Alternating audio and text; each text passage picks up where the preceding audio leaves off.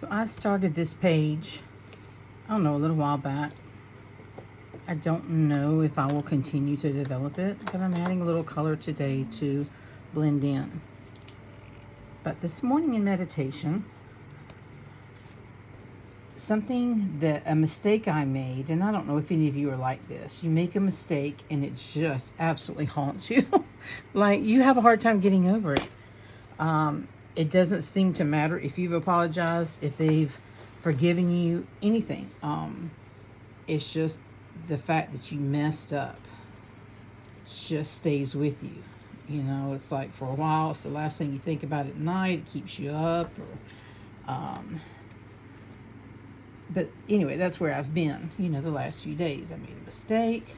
I apologize profusely for it, and it still haunts me. It's not someone I knew really well, okay? But it was a lapse in judgment that I showed. I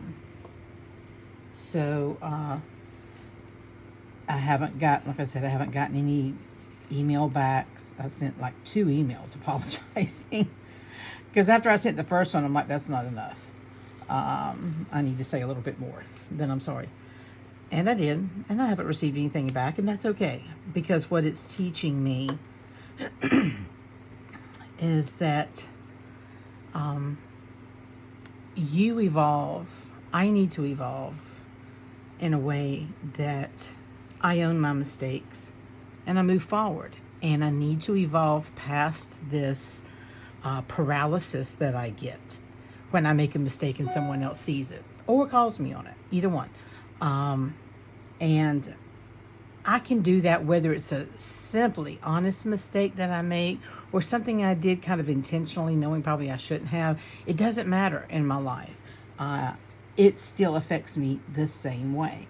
And a lot of that is being a pleasing girl, be a pleasing lady, a young lady. And so much of that was drilled into me where I was brought up, in my time, which I'm a bit older now. So today's meditation was about exploring that. And my family came in to help with that. And you go, well, how'd that happen? Well, I've been doing this long enough. The introspection, the meditation, the knowing when the thought is mine and when it's not. It's either from a spirit force outside of me or even in my own higher self, my soul, my whatever you want to call it. And so today was one of those days. And I ended up kind of in tears about it. I don't know. I think because I just really missed the people I used to get an actual hug from, not a virtual hug from, an actual hug from when things were going bad. My mom was the last one of those. And so, let me make sure if it's bleeding through, I don't think it'll matter. So yeah, that's what I was doing today. And I just came across the need and realizing the need for me to learn to forgive myself and to not value myself on whether anyone else accepts my apology or how they view me in any type of situation. And that's always been huge for me. It is for a lot of people, but it's been huge for me.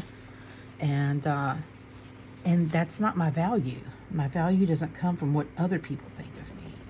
So if I have a misstep and I sincerely apologize, that's what I'm supposed to do. That's the end of it. If they choose to accept it, if they choose to remain friendly with me, that's on them. I don't have any control over that. And some people come from their own issues in life, their own stories, backstories, whatever you want to call them, history, where forgiving is really hard for them. Maybe they didn't see it modeled. I saw it modeled all the time. And my dad was very vocal in that forgiveness. He didn't let things lie. He didn't let arguments stay. He didn't let distance come between him and the people he loved, especially his family. So if there were amends needed, he did them. And I learned a lot. I learned a lot from that. So this is a page I did that, and it reminded me today that my life is connected to something higher. Because I choose for it to be. I recognize that I want it to be. Let's see if I can pull that out. I've kind of been keeping those in there to protect the pages. I'll leave it in there. So this is basically me when I tap into that which is greater than my human self. And we have all kinds of terminology, and some people get freaked out about some people's terminology, thinking it doesn't mean the same as theirs. And maybe you say Allah, maybe you say, God. I don't choose to use the religion words that I grew up with just because I feel like that was limiting. If we only view God in terms of one book written by ancient men with no women included in it, and humans are a blend of masculine and feminine energy. So to even have the audacity to write, choose, translate, transcribe, whatever, a book, and it only be with men at the helm, it's not one that's going to be a really good representation. Are there things in the Bible that I completely agree with? Absolutely. But I think in the Bible, as well as anything else we read, watch, listen to in the world, we are given the brain to discern. And if you always come from a place of love, you can easily find the things that line up with that and the things that do not. And once you come from that, you can easily see any writing as, okay, this has God in it. This one does not. And some people are scared to do that because we don't want to admit it, but there's a lot of superstition wrapped in our religions. And but it's just a matter of getting in touch, going within, not always listening to a book that men put the words, the Word of God on, right? That was a man thing. We don't go that far to question it, to go, wait, how did that even get called that? Because men decided to call it that. So that it's just not all there is. There's some things in there, yes, that are of God. Do I think everything in there was a factual account? No. No, these were stories that were handed down orally around fires, told for entertainment purposes for generations before anybody decided to write them down.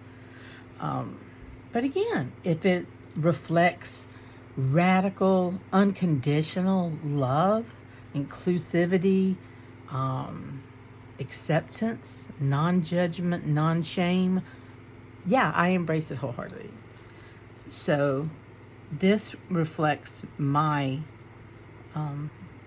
need to go within. And it was really funny today when I was in meditation that I could feel at one point, and I was in that place of just feeling bad, crying, and not understanding why I am like I am, that my days can be altered, ruined, whatever, by what someone else thinks of me.